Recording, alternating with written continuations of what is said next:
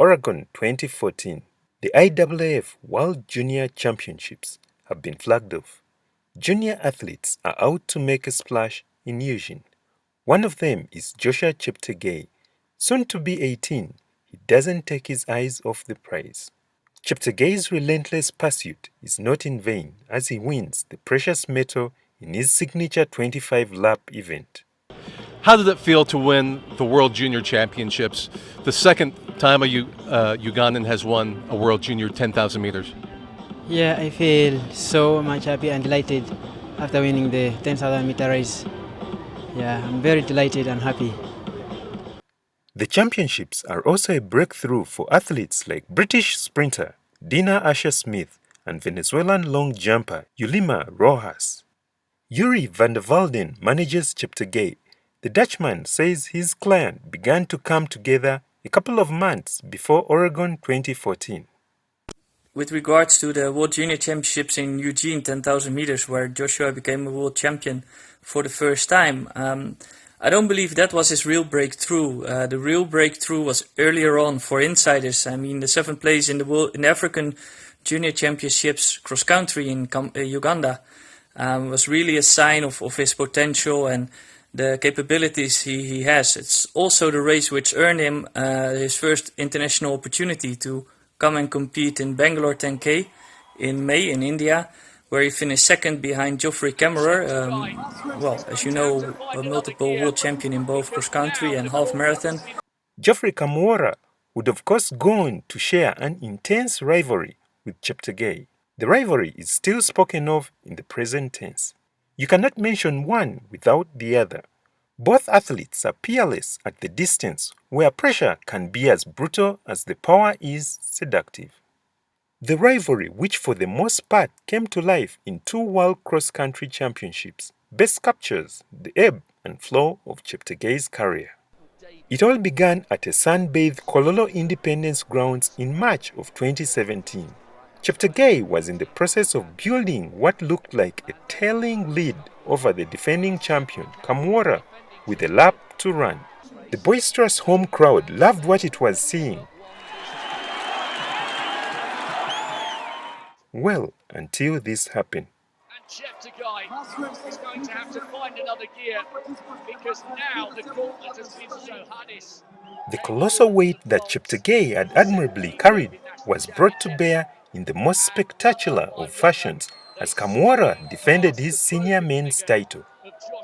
He got maybe a little bit carried away because of the home crowd, but we do believe and stand behind him in terms of the decisions he made in the race, and we know it could have been a gold medal. Unfortunately, he went home with a 30th place, with a team medal, but I think in the end, again, it's part of the learning curve, and it made him who he is, and it gave him also some insights that there's still areas to improve.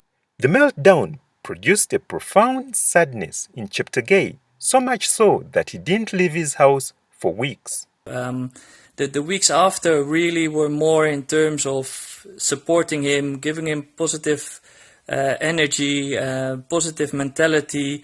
He's been very well supported in those weeks by his wife, by the coach, by the management. I think everybody around him and close to him were very supportive and said, like, take your time to recover. There was, however, little time to lick wounds with the 2017 World Athletics Championships on the horizon.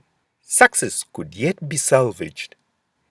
If feeding off Kamwora, the necessary enemy, was not appealing enough, then coming up against Mo Farah sure did whet the appetite.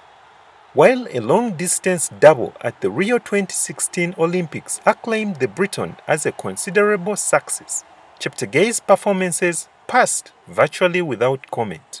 Clearly, there was a yawning gap between the master and young pretender. Kololo needed to be quickly viewed through the rear-view mirror if a new page was to be turned at the 2017 Worlds in London. Months after Kololo, I was in Kapshora for a period of time starting the preparation for the World Championships in London. And of course, we elevated the race in Kololo, but there was not much time to think about it because the World Championships were coming. The preparation went perfectly, and that made that Joshua was standing with a lot of confidence at the start line in London. Ade Reuter is the man credited for molding Cheptegei into what he is today. The Dutchman is the brain behind Cheptegei's tightly controlled training environment. He has also helped Cheptegei appreciate that suffering and sacrifice come with the job. Going into the 10,000 meters final at the 2017 Worlds, Reuter knew that Cheptegei stood no chance if the race wound up being slow and tactical. We mainly rely on our own strength, and we knew at that time that Joshua's final sprint was not good enough to beat everyone, and because of that he had to make it into a fast race, and he did, and the silver medal was a very good result. Reuter has been working with Cheptegei since 2015. Most of Cheptegei's training sessions play out in the undulating contours of Kapchorwa, which squats on an altitude of 5,900 feet. Cheptegei wasn't born into wealth. He was born in Kapchorwa's tiny village of Kapsui, where life moves at a different pace. He didn't start out in track and field. His first love was football. He then gravitated towards long jump, then triple jump, before settling on running. I went to Kaptagat in 2015 from April to August, but I said I need to do my training from home, then I inspired the young ones. So I believe when I go with this medal, they will say, yeah, you should train from home here, and then just brought the medal. So I think it's great inspiring the Ugandans there in home.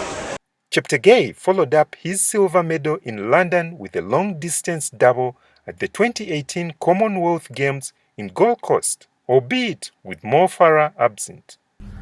I did a double, but of course, during my preparations towards the games, I was best prepared for only the 5K.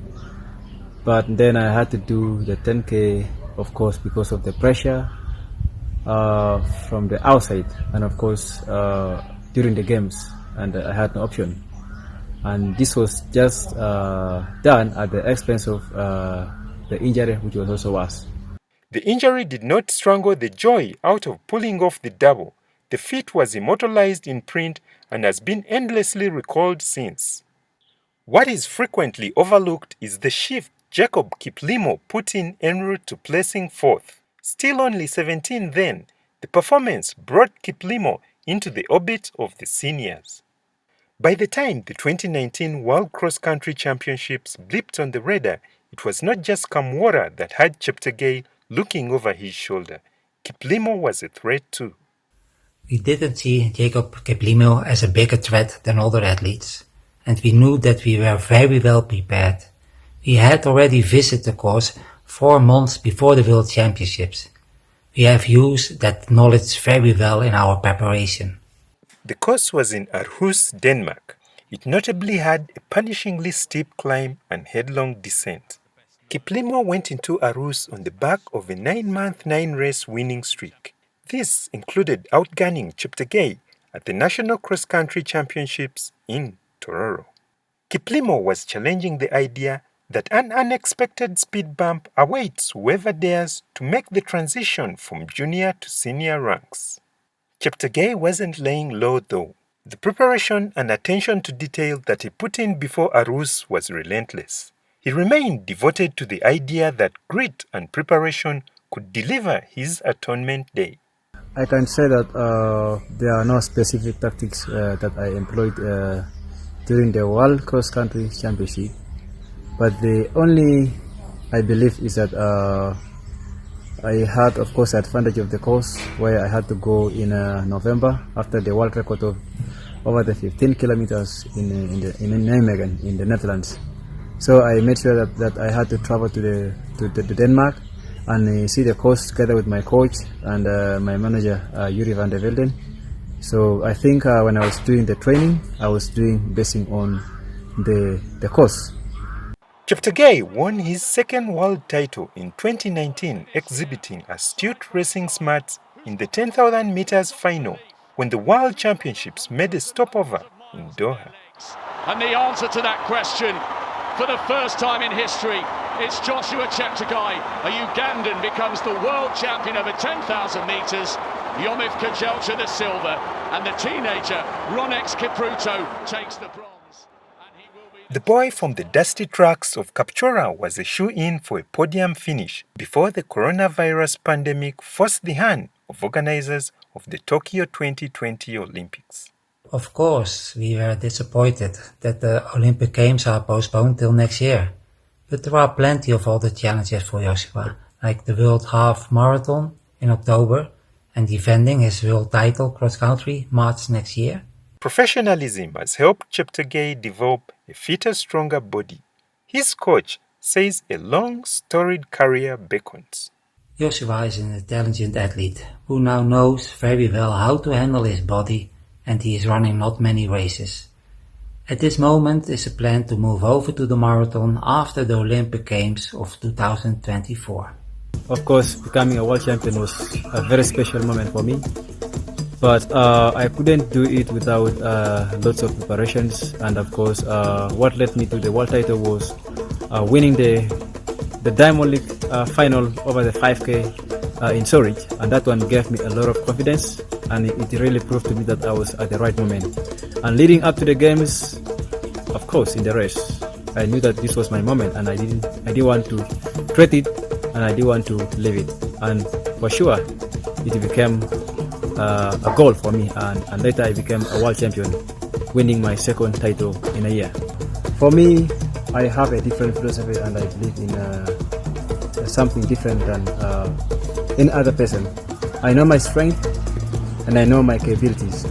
So whatever I do, whenever I run in a 10K, I have to play it in my own strength, and that's the only way that I win.